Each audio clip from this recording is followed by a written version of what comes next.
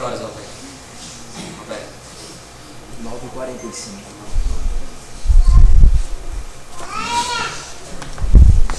Bom dia, irmãos. Bom dia.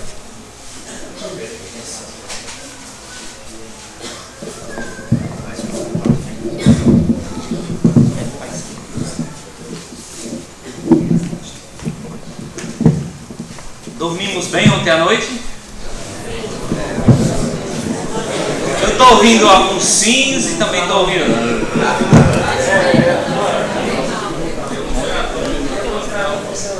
Ah, entendi. A minha esposa diz, ela diz que tem um trator desse lá em casa. Nunca ouvi.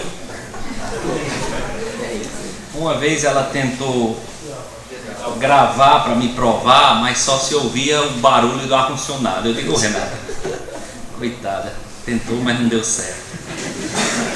Irmãos, 2 anos atrás, na conferência da Editora Batista Regular, quantos daqui já frequentaram alguma vez um bom grupo?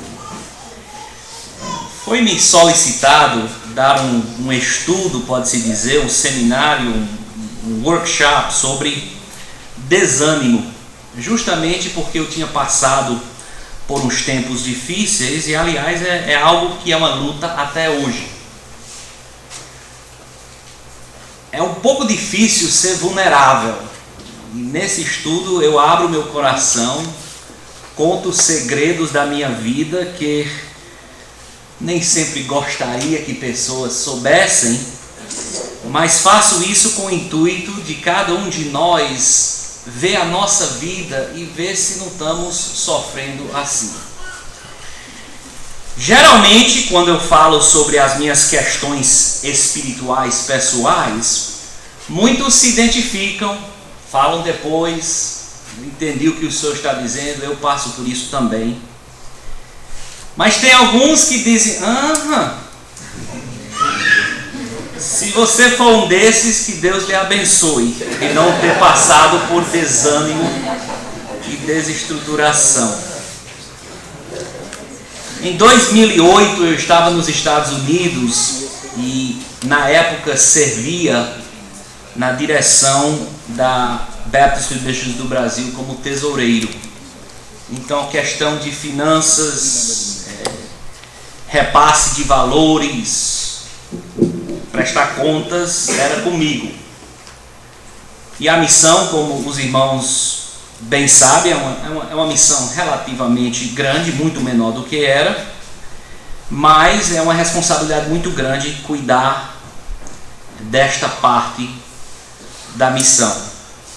Eu recebi uma ligação nos Estados Unidos, eu como tesoureiro lá nos Estados Unidos, diretor tesoureiro, eu digo isso, diretor tesoureiro, eu vou lhe explicar por quê, não é porque eu quero me passar como alguma coisa mais do que eu sou. Me ligaram dizendo que o INSS ia fazer uma auditoria na missão e queriam liberdade para poder entrar lá e tal. Pode ir, tá tudo normal, tudo bem.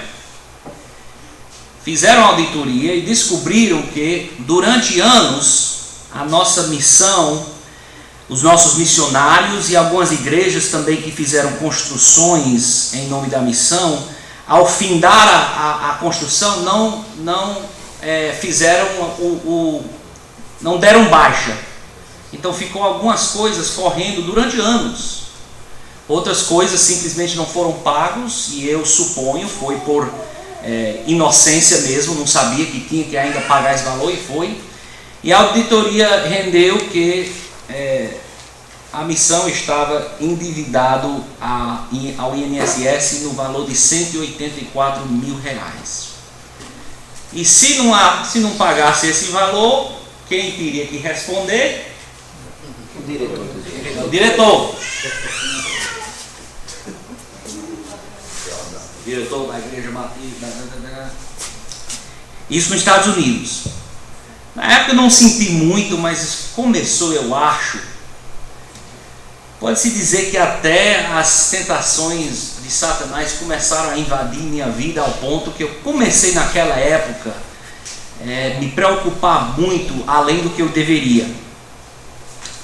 Durante aquele tempo, recebi outra ligação da Polícia Federal. Essa para mim pessoalmente. Que eu fui intimado a aparecer lá na Polícia Federal. Depois eu estou nos Estados Unidos. Então quando chegar, dentro de 3 dias, tem que estar lá na Polícia Federal. Trata-se de quê? Não pode falar sobre o telefone. Então, 4 meses nos Estados Unidos. Aí, será que eu vou chegar no Brasil justo na hora de ir para a cadeia? Como é que vai ser isso? Aqueles 4, 5 meses nos Estados Unidos tornaram a ser estressante para mim. Mas é porque eu estava começando a ter dificuldades na área de entregar as minhas ansiedades a Cristo, porque Ele tem cuidado de nós. Começou por aí. A questão da Polícia Federal não tem muito a ver com essa história, terminou sendo também, eu escrevi um cheque em dólar para comprar um carro em 2000 e não sei quanto. Aliás, foi um cheque que o meu querido primo cambiou para mim aqui em João Pessoa. Isso também não tem nada a ver com a história, mas esse cheque foi rebolando para lá e para cá e terminou dentro de um monte de cheques que foram apreendidos quando a Receita invadiu lá um dos bancos, aquele escândalo do Banorte, aquele negócio todo lá no sul, não sei se lembra, alguns anos atrás, e a privatização, não sei o quê. E quando foram olhar, tá aí um cheque de Douglas Reiner de, não sei, 18 mil dólares, alguma coisa. Chame o homem aqui. Aí eu levei minhas coisas e resolvi, mas foi difícil. Recentemente, não muito recente, mas alguns anos antes disso, como os irmãos bem sabem, recebemos uma notícia que um pastor muito querido nosso estava sofrendo com um tumor no seu cérebro e faleceu em 2004. Também o meu querido tio, naquela época de 2004, 2003, adoeceu, não estava aqui tanto com o Jonathan na época, mas também contribuiu para algo que estava acontecendo na minha vida que eu não sabia o que era. Aliás, eu fui criado na nossa família Heine, em que nós somos ensinados a não mostrar nossos defeitos. Somos somos macho com H, não, homens com M, não sei, mas somos gente séria e não adoecemos nunca. E eu ficava escondendo essas coisas. Cheguei em Fortaleza e assumi também outro cargo lá, referindo ao complexo. Teve a questão da Polícia Federal, passamos mais 6 meses negociando com o INSS. Um belo dia eu adoeci, um gripe e tal. Só que eu tomava remédio, ia para o doutor e não estava melhorando. E outro belo dia, quando eu caminhava todo dia de manhã, um certo dia, minhas pernas pararam de funcionar. Como se tivesse entrado com... Não sei explicar, mas eu sentei e não pude me levantar mais. Eu estava perto de onde eu morava, era cedo de manhã, não tinha muita gente por perto, então eu terminei gatinhando aos poucos até chegar em casa. Não tinha celular para ligar para minha Renata. Eu pensando, puxa, eu estou chegando ao fim, estou morrendo. Isso também sempre pensando do meu querido tio e o que levou ele à glória, e eu fiquei certíssimo que eu tinha contraído esta mesma doença. E daí para frente começou a rebolar as coisas de pior para pior, ao ponto que a minha esposa disse: Jota, nós vamos ter que tomar algumas medidas sérias, pensar em voltar para os Estados Unidos. Chegamos a conversar sobre o que ela faria após eu falecer. Quer dizer, chegou a esse ponto em que até ela teve essa ideia que Deus estava já me promovendo à eternidade. Porque essa doença específica é uma doença que não tem teste para saber se tem, só sabe pelos sintomas. Eu estava sentindo tudo. Quando eu lia que um dos sintomas dessa doença é coisa, eu sentia naquela hora. Aí ficava aquela coisa. Até não sei se Jonathan vai lembrar, porque eu não falava para ele por que eu perguntava, mas eu ligava para ele e eu fazia algumas perguntas discretas sobre a experiência dele com o pai dele. mas até naquilo eu estava tentando obter informações para ter certeza que era isso. Então, de repente eu estava também servindo como pastor interino, pode-se dizer, lá na Igreja Batista Manancial. O pastor Mauro tinha saído e me chamaram para fazer as pregações, principalmente no domingo. E o pastor Kelso via que eu não estava bem e disse: você foi para o doutor Fu, já fiz os testes, disseram que era dengue, já tomei os remédios, disseram isso, já tomei isso, já fiz isso. Aí ele olhou para mim, eu não sei quantos conhecem o pastor Kelso, mas ele é gente boa, mas fala o que pensa na hora, não tem muita formalidade. Ele diz: bicho, tu não está sofrendo de estresse, não? Homens Reiner não sofrem dessas coisas. Nós somos homens. Se eu estou doente, é um micróbio aqui dentro, não é problema aqui em cima, não. Mas isso começou o pensamento na minha cabeça que talvez o meu problema, e eu não queria enfrentar, não era tanto físico, mas era espiritual. E é difícil um pastor chegar a uma conclusão que ele tem dificuldades espirituais a serem tratadas. E é por isso que eu também incluso isso. Os irmãos me pediram a trazer esse estudo, mas cabe nessa questão da batalha pela fé, porque a batalha não é somente externa, mas é interna também. Então eu gostaria hoje de manhã relatar o meu testemunho pessoal, falando de 4 coisas que estavam presentes na minha vida, que eu notei quando eu estava sofrendo de desânimo.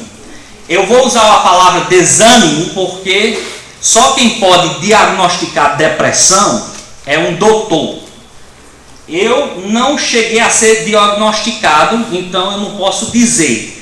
Mas creio eu que eu entrei em depressão durante estes anos. Mas eu uso a palavra desânimo para não sair fora do meu conhecimento, porque eu não tenho o conhecimento, nem o estudo para poder dizer isso é depressão, isso não é, isso é só uma tristeza, isso não é.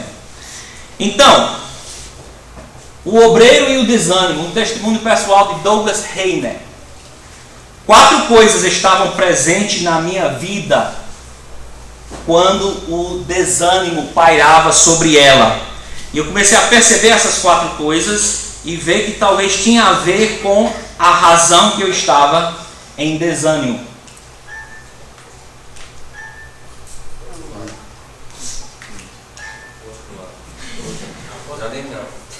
Desculpa, ok. Pensei que o celular de alguém estava tocando. Não, isso aí foi e voltou, irmão. Ah, tá aqui. Primeiro, quando o zelo pelo trabalho de Deus chegava a prejudicar meu andar pessoal com Deus. Parece uma impossibilidade, mas aconteceu comigo. Em que eu me achava uma pessoa zelosa pelo trabalho de Deus. Quando alguém ligava e dizia: pastor, dá para fazer isso, dá para fazer aquilo. Não queria saber nem o dia, nem a hora, nem o que minha esposa estava esperando de mim naquela hora. Não importava, eu sou um guerreiro do ministério de Deus. Renata, segure o meu jantar. Mas você nem tomou café, não tem problema não, eu sou um guerreiro de Deus. Segure, vamos lá que eu vou resolver não sei o que, não sei o que. E este zelo, eu não digo isso por orgulho, eu realmente tenho e tinha um zelo para o trabalho de Deus. Chegou, depois eu percebi, a afetuar o meu andar com Deus. Os irmãos conhecem a história em Lucas capítulo 10. Se quiser abrir suas Bíblias, nós iremos ler rapidamente. Eu queria pedir a alguém a gentileza de me conseguir só um copinho de água, por favor. Diz assim, Lucas 10, 38 a 42... E aconteceu que, indo eles de caminho, entrou Jesus numa aldeia, e certa mulher por nome Marta o recebeu em sua casa. E tinha esta uma irmã chamada Maria, a qual, assentada-se também aos pés de Jesus, ouvia a palavra. Marta, porém, andava distraída em muitos serviços, e aproximando-se disse: Senhor, não se te dá de que minha irmã me deixe servir só? Diz-lhe que me ajude. E respondendo Jesus, disse-lhe Marta, Marta, estás ansiosa e afadigada com muitas coisas, mas uma só é necessária. E Maria escolheu a boa parte, e qual não lhe será tomada. Irmãos, a gente percebe uma diferença marcante entre essas duas irmãs de Lázaro, por sinal. Não sei como elas receberam a notícia que Jesus ia chegar à casa delas, mas quando receberam a notícia que Jesus Cristo viria à casa deles, Marta e Maria reagiram, no meu modo de perceber, obrigado, pastor. Marta e Maria reagiram de maneiras diferentes. Ao ler essa história, eu penso que quando Marta ouviu que Jesus Cristo vinha passar a noite na casa dela, ela disse: oh Deus, como vai ser bom servir o meu mestre. Eu vou colocar a minha casa em ordem. Eu vou colocar o melhor, a melhor toalha de mesa. Ai, puxa vida, não lavei ainda. Aí correu para lavar. E os melhores pratos, a melhor bebida. Eita, manda, vai lá para a loja, compre logo, não sei o que e tal. E começou aquele alvoroço. Mas era pelo zelo de agradar o seu mestre. Eu não vou tirar isso dela. Deus abençoe ela por isso. Maria, ao lado dela, ao ouvir a mesma notícia, pensou em si: meu Jesus está vindo. Eu não quero perder nem um minuto ao lado dele. Sim, mas ele vai comer o quê? Não interessa, eu não vou sair do lado dele. Eu quero ouvir tudo o que ele vai dizer. Eu quero ter um relacionamento com ele que vá muito além desta visita. E a princípio, olhando de longe, não tem como criticar nem a Maria, nem a Marta. Por sinal, eu não vejo lugar nenhum aqui onde Jesus critica a Marta. Porque quando Jesus via falsidade nos fariseus, ele botava para quebrar. Então não era questão de falsidade. Não era questão que Marta estava querendo impressionar alguém. Jesus se entendia que o que ela queria era agradar o mestre. Mas esse agradar levou ela ao ponto de perder momentos preciosos a sós com o mestre. Tem uma irmã lá na nossa igreja, não na nossa agora, mas a igreja que nós plantamos em 96. Ela nos convida, eu e a Renata, para almoçar na casa dela, muitas vezes. E ela cozinha tão bem. Ela mora num bairro da periferia, muito humilde, mas ela quer agradar a Deus de uma maneira, dar de comer esse pastorzinho magro se acabando. Irmãos, eu digo isso com todo respeito, todo amor e todo carinho por essa irmã querida. Ela me chama. E aquele bairro não se vê gente assim grande, brancão, feião assim. Então os vizinhos olham pela janela e aquela coisa aí entra. Aí ela olha e fala, como se fosse quem acabou de entrar na minha casa. Deixa fora. Senta lá, senta eu, Renata, e ela corre para preparar a janta, manda o filho para comprar os refrigerantes, porque a geladeira não cabe, que eu tenho que comprar na hora, porque o pastor só bebe refrigerante. É a história que contam lá e eu não corrigi.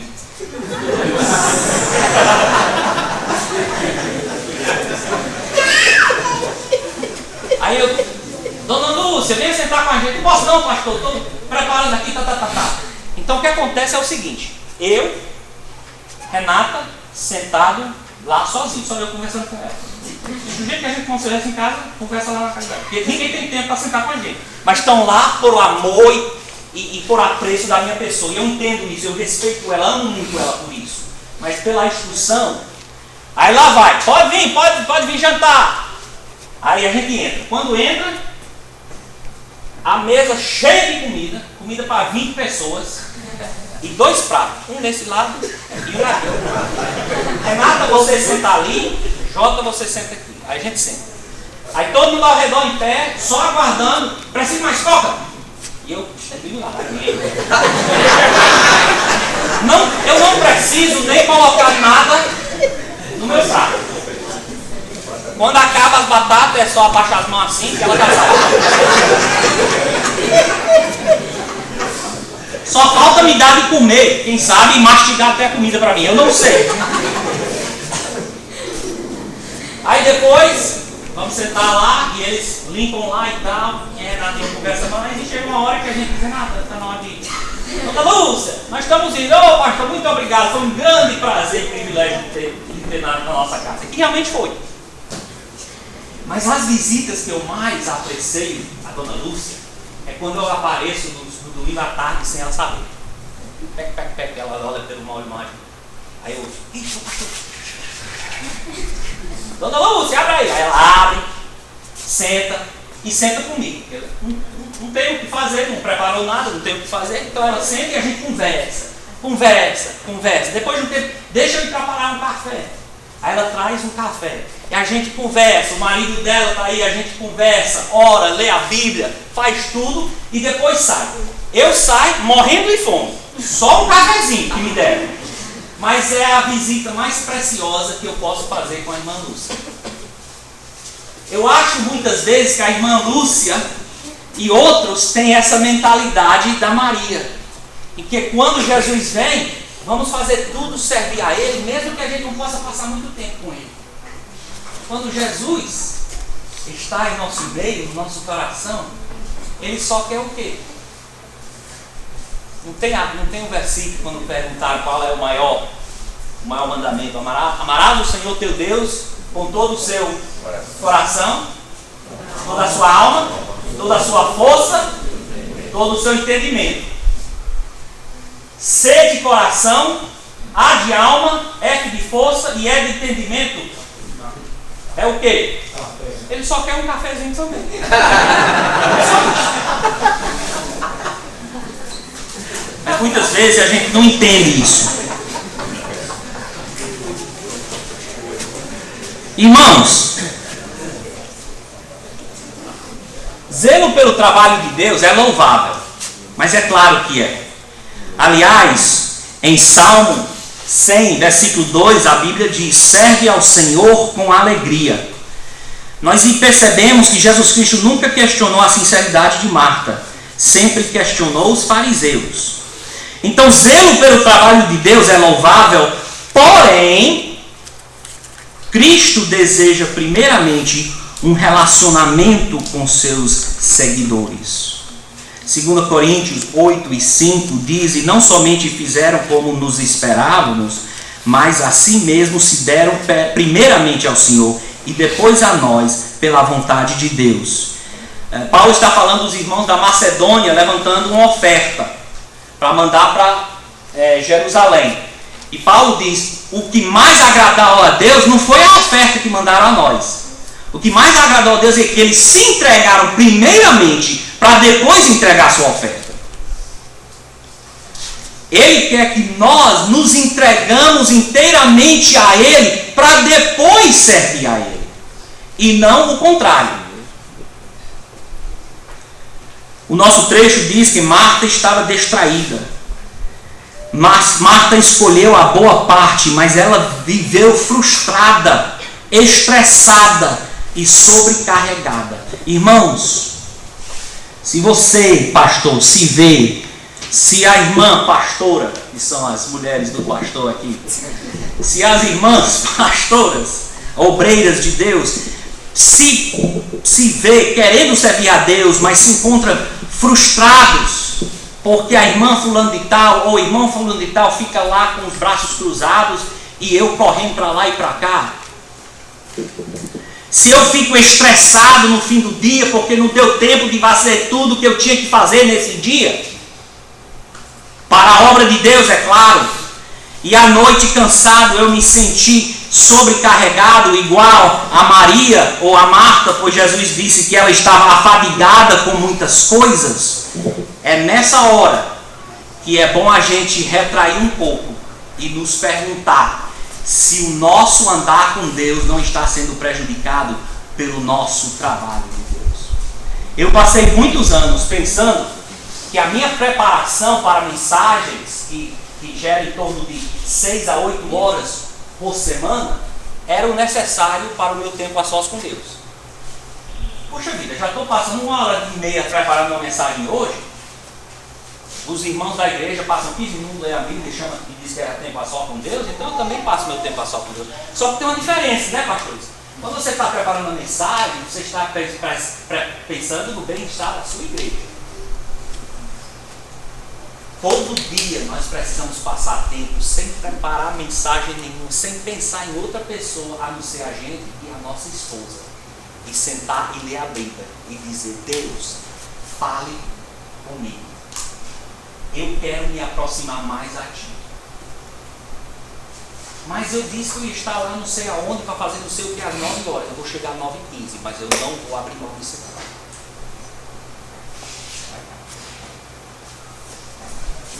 O pastor não pode deixar o zelo do trabalho de Deus prejudicar o seu andar pessoal com Deus. Alguém queira rapidamente dar algum testemunho ou alguma pergunta, algum comentário sobre isso? Faz sentido o que eu estou dizendo? Ou tem alguém dizendo, Faz sentido? Os irmãos percebem isso nos seus ministérios?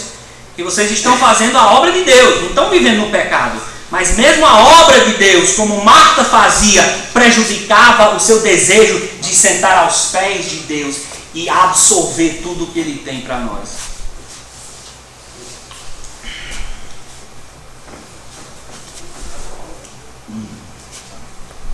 Quando servir a Deus está acima do nosso andar com Deus, vivemos frustrados.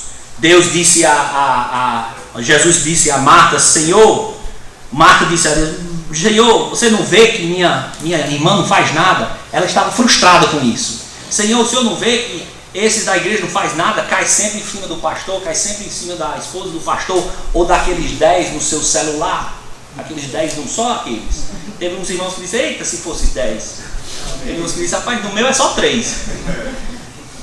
É por isso que a gente tem que se prevenir sobre esse estresse. Vivemos também estressados. Jesus disse que ela estava ansiosa. E vivemos sobrecarregados. Ela disse, você está fadigada com muitas coisas. Então, primeiro, o desânimo pairava em minha vida quando eu sentia que o zelo pelo trabalho de Deus chegava a prejudicar o meu andar pessoal com Deus. Segundo, o desânimo também pairava na minha vida quando o medo do fracasso chegou a prejudicar a minha fé. Passou um tempo na minha vida que eu não queria fazer mais nada. Eu vou só pregar minhas mensagens, vou fazer minhas visitas. Quando o irmão vinha e dizia, vamos abrir um trabalho, não sei aonde. Não. Eu tenho medo de fracassar. Eu já estou aqui me sentindo um fracasso. Me faz lembrar da história dos talentos. O que recebeu só um foi, cavou na terra e escondeu o dinheiro do Senhor. Irmão, eu penso na mente daquele homem, daquele servo. Ele pegou com todo carinho aquele bloco de ouro, enterrou. E quando o mestre voltou, ele desenterrou com grande alegria e disse, Senhor, está aqui o seu ouro do jeitinho que o Senhor enterrou. Jesus Cristo não se agradou de maneira nenhuma. E muitas vezes eu entro no ministério quando eu estou passando por desânimo e eu não vamos fazer nada, não vamos tratar nada, não. Eu sei que tem algumas divisões na igreja, mas eu não quero fazer, pode perder uns irmãos e tal. Eu quero, quando eu sair dessa igreja, eu quero poder entregar a Jesus Cristo essa igreja do jeitinho que eu recebi.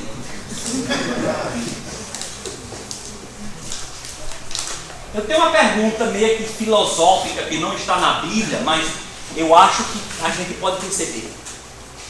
Se aquele servo tivesse investido aquele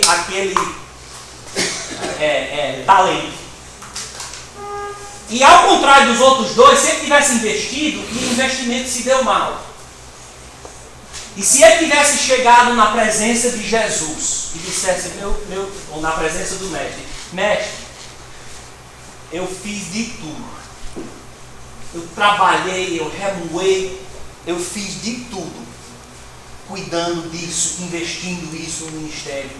E infelizmente, eu estou lhe entregando menos do que você me recebeu. Você acha que Jesus Cristo estaria ainda mais chateado do que já estava ele entregando do jeito que recebeu? Não, porque do jeito que recebeu não pode se chatear mais do que ele se chateou. Saia da minha presença, eu não quero mais lhe ver. Eu tenho a noção que Deus se agrada quando uma pessoa enfrenta dentro da vontade de Deus os seus desafios e reconhece quando é um sucesso que foi Deus e também reconhece que não foi a vontade de Deus quando não dá certo, mas continua. Não tem coisa pior do que chegar num congresso desse e dizer, irmãos, esse ano conseguimos fechar mais uma congregação. Muito melhor é dizer, a congregação está do jeitinho que eu recebi o ano passado. Pensando que isso pelo menos podia dizer isso. Mas isso não vale para Deus, não. O que vale para Deus é fidelidade. O que ele queria daquele servo era fidelidade. Eu vejo isso nas Escrituras. E enterrando e não fazendo nada não é um servo fiel. Um servo fiel é investir, de 5 trazer 10, ou de 2 trazer... Esqueci agora, me deu um branco. E trazer 10. E aquele fiel de 1 trazer 0, mas sendo fiel, creio eu que Deus teria dito a ele, olha, essa vez não deu, mas continue, porque só quem falha é quem desiste. Só quem falha é quem desiste. Deixa eu passar aqui para frente. Deixando tudo como está, já se constitui um fracasso. É isso que a gente aprende aqui. Ele deixou e entregou de volta do jeito que recebeu. Isso já é um fracasso nos olhos de Deus. Tome o seu talento do jeito que recebeu. Sai de mim, não quero saber. Não era que Deus se agradou com aqueles outros servos, não por eles terem dobrado o investimento, mas por serem servos fiéis. É isso que eu acredito. E enterrando a igreja ali, não vamos falar de nada, não vamos tratar nada, não vamos batalhar por nada. Se tiver algum problema na igreja, eu vou ficar como eu fazia muitas vezes. Algum problema na igreja, sabe como eu tratava? Eu entrava no meu gabinete, fechava a porta, sentava, fechava meus olhos e fazia assim. Por quê? Porque eu quero entregar essa igreja do jeitinho que eu recebi. Eu tinha medo de avançar, com medo de falhar. Mateus 25 já faz parte dessa.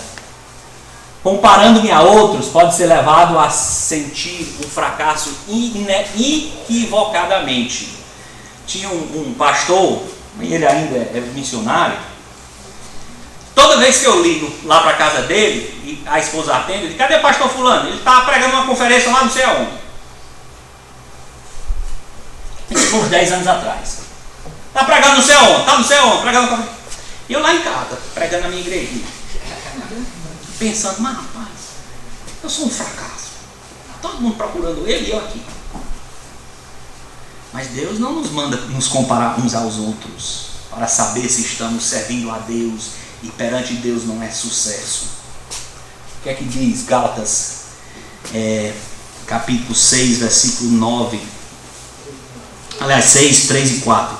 Porque se alguém cuidar de alguma coisa, não sendo nada, engane-se a si mesmo, mas prove cada um a sua própria obra e terá glória só em si mesmo e não através de outro. Muitas vezes o sucesso não se vê. Vocês entendem aqui esse aqui está trabalhando, e que os outros pastores vê é uma igrejinha.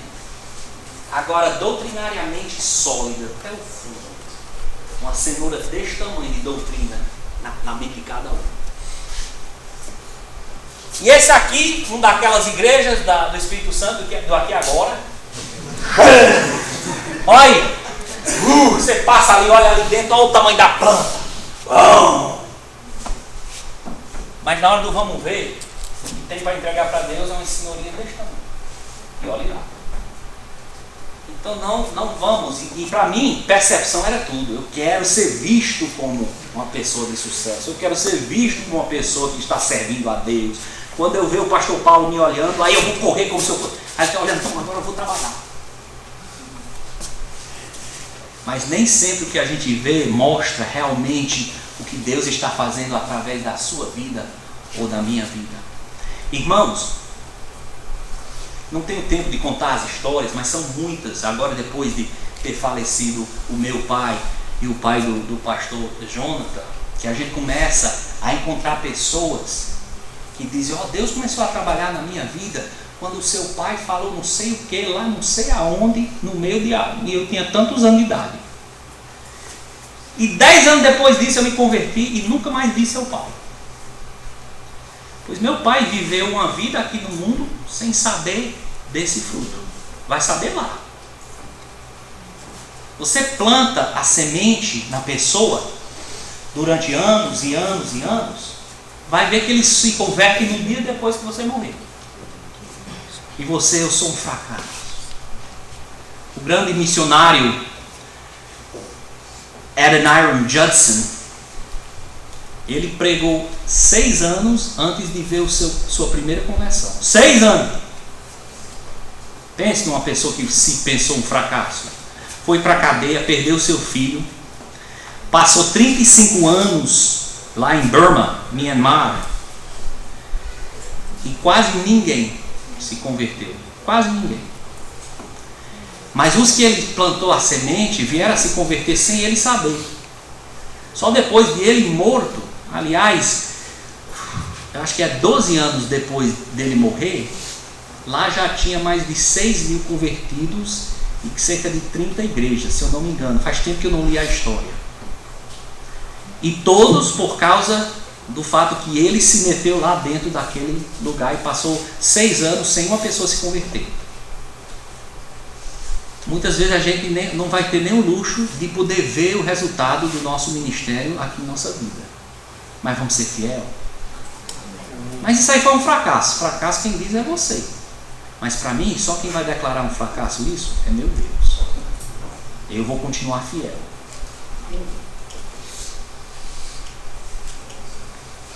O fracasso pode servir como aprendizagem.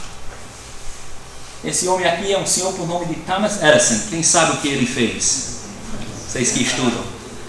Ele inventou a lâmpada incandescente, que nós não usamos quase mais, mas por muitos anos era a grande lâmpada. Ele escreveu, e eu acho que ele chutou o número, mas ele escreveu que ele tentou inventar ou tentou acionar uma lâmpada 100 vezes.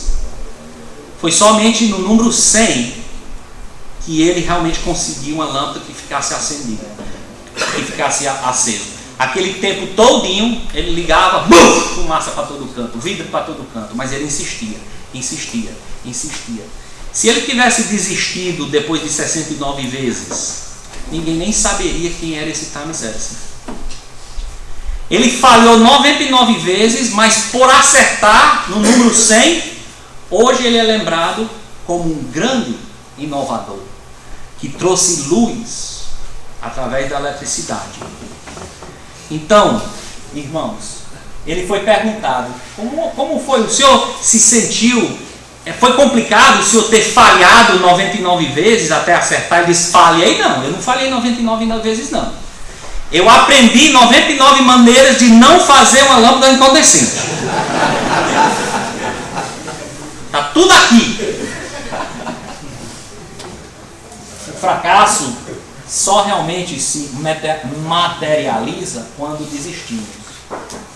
Gálatas 6 e 9 dizem, não nos cansemos de fazer o bem, porque o seu tempo ceifarão se não houver desfalecido. Olha os diamantes aí. Quem é o fracasso? Quem está mais perto ou quem ainda está cavando? Aquele que está cavando essas pedras pode demorar mais 3, 4 anos. Esse aqui desistiu. Se ele não desistir, só desistiu, só é fracasso no momento que parar e voltar. Enquanto continua, não se constitui um fracasso. Vamos pelejar, irmãos, até o fim.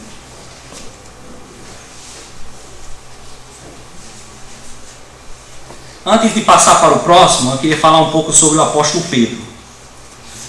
O apóstolo Pedro, um pescador, foi chamado por Jesus Cristo lá na beira da água.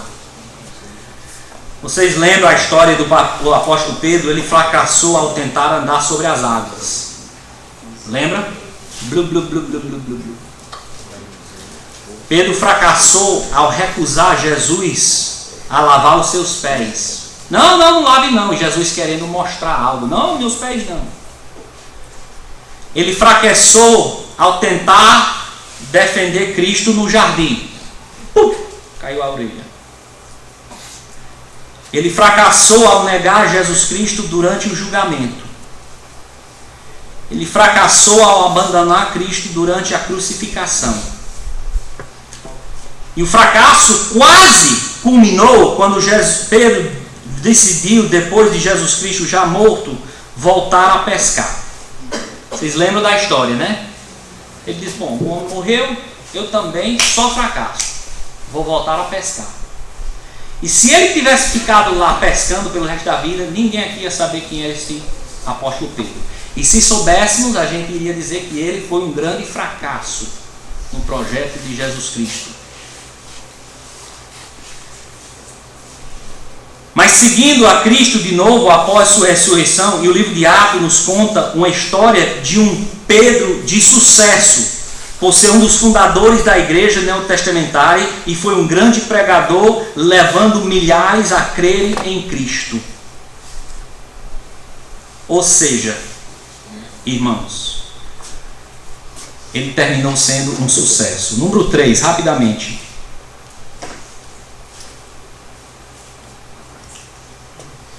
Quando o zelo por cuidar do rebanho me prejudica fisicamente.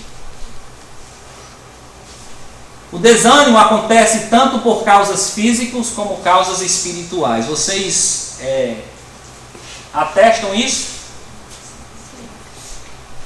Eu acho que já é provado que um tem muito a ver com o outro. Muitos são os pastores, e até pastores talvez entre nosso meio, que hoje sofrem de saúde justamente porque se empolgaram tanto durante muitos anos de cuidar do bem-estar do rebanho. Lembra de 1 Reis 19, 4 a 7? Elias, depois de ter chamado fogo, Deus ter mandado fogo, queimado tudo, provado que Deus é Deus de verdade, Elias correu para o deserto. Ele, porém, foi ao deserto, caminho de um dia, e foi sentar-se debaixo de um zimbro, e pediu para si a morte, e disse, já basta, ó Senhor, toma, ele é um fracasso, me leve agora que eu fui um grande fracasso. E Deus nunca respondeu ele. Você vê aí em 1 Reis, ele diz, eu sou um grande fracasso, eu quero morrer. Deus não respondeu nada. O que é que aconteceu? Ele deitou, dormiu debaixo do zimbró, e eis que então o anjo o tocou e lhe disse, levanta-te e come.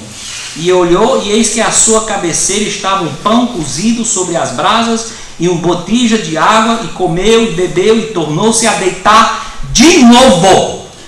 O problema de Elias, eu acho que era depressão. E essa depressão veio que ele não cuidava do seu próprio corpo. Saiu correndo. Em vez de correr para uma montanha mais fria, correu logo para o deserto, calor.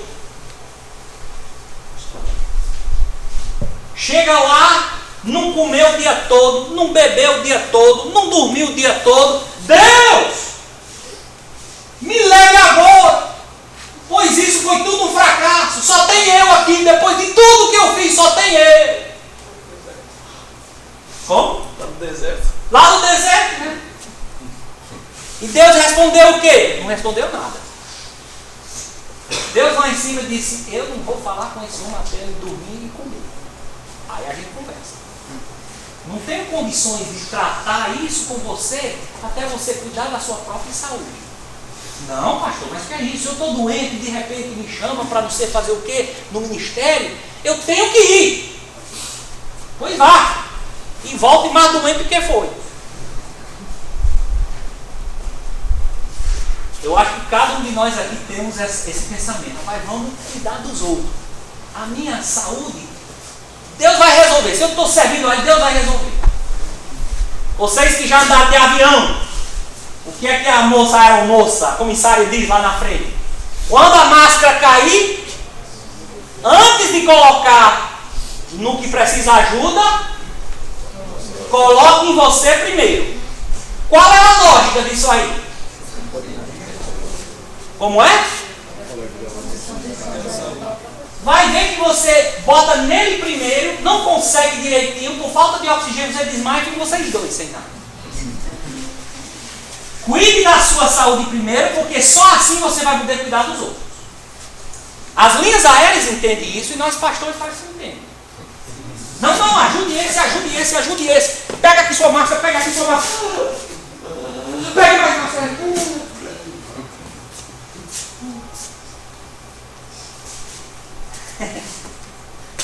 Eu acho interessante quando aquelas moças fazem as saídas de emergência. Aí vocês apontam, eu fico olhando e apontando para elas. As saídas de emergência. Não é assim? Pode cair no bar. Meu amigo, quando esse cara ia cair, eu não quero saber de emergência. Agora elas fazem isso 1000 vezes por dia, né? Eu penso que eu acho que as comissárias dentro da sua mente estão pensando assim: se esse avião cair, tu tá morto, tu tá morto.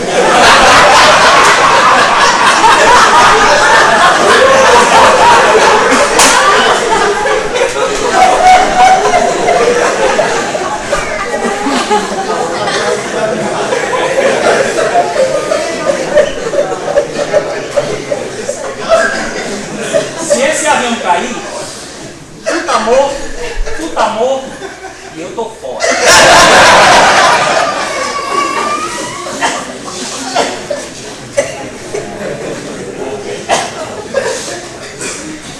E agora?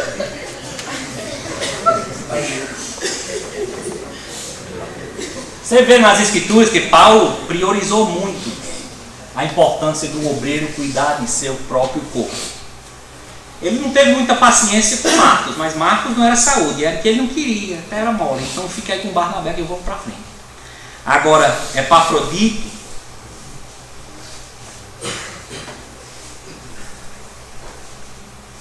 Timóteo, beba um pouquinho de vinho para a sua barriga, cuide da sua barriga, Timóteo.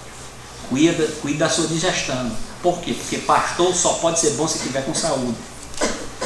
Ele mandou Epafrodito de volta porque ele estava muito doente.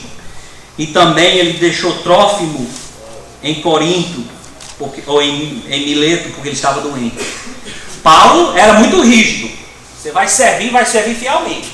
Agora, se ficar doente, para e te cuida. Porque eu não tenho... No trabalho de eu tenho tempo para pastor doente. O pastor tem que estar com saúde. A mulher do pastor tem que estar com saúde. Cuide bem de você, para depois poder cuidar bem dos outros. E nós precisamos entender, irmãos, que para Deus o meu corpo é extremamente valioso. Alguém lembra que diz 1 Coríntios 6, 19 e 20? Ele diz o seu corpo, não sua alma, aí é outro contexto, mas em 1 Coríntios diz que até o seu corpo foi comprado por preço. Muitas vezes a gente esquece isso. A gente pensa que o sangue de Jesus Cristo foi derramado para salvar a minha alma. Mas a Bíblia diz que esse corpo vai ressuscitar incorruptível. E magro e esbelte também, por sinal. Mas esse corpo vai ressuscitar incorruptível.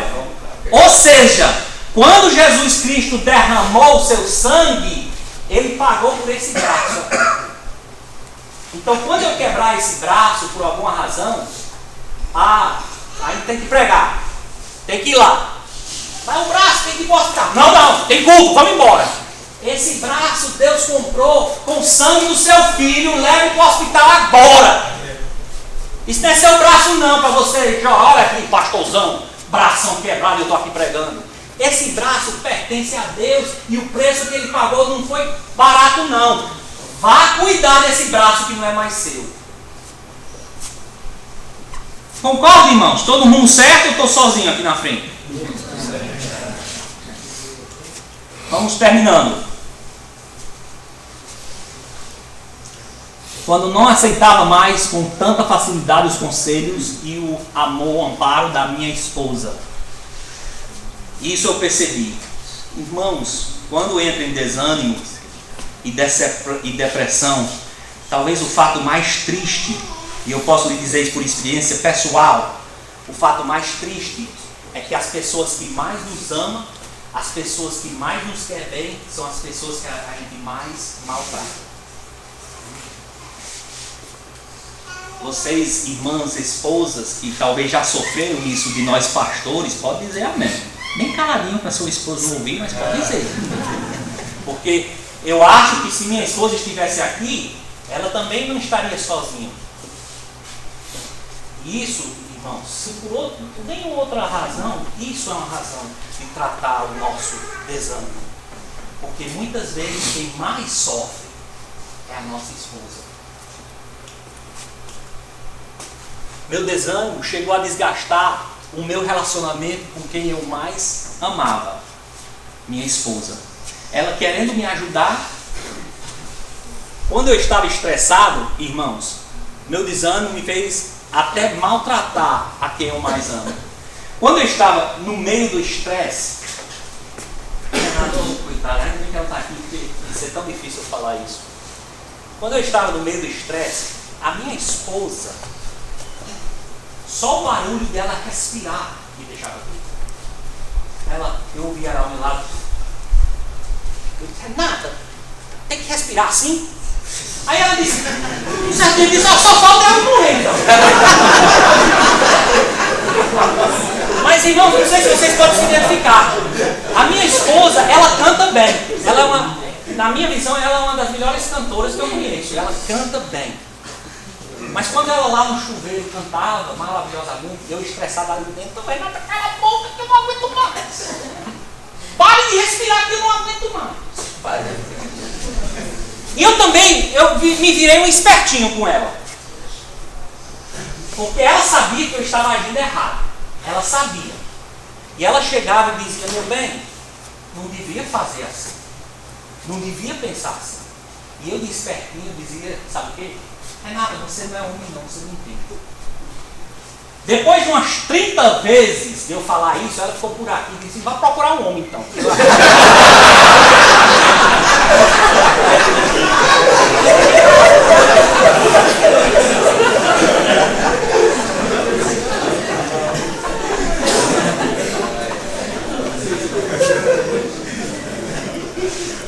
Mas eu também aprendi que mesmo em casamentos saudáveis, pregadores precisam de amizades do mesmo gênero. E obreiras também. As irmãs fazem isso bem. Irmãs têm amigas próximas. Não quer dizer que o casamento não está bem. Mas tem certas coisas que quando eu converso com o pastor Jonathan, em particular, sobre a minha vida, ele, por ser homem, entende até melhor do que minha esposa. Agora, eu não converso algo que ela não sabe.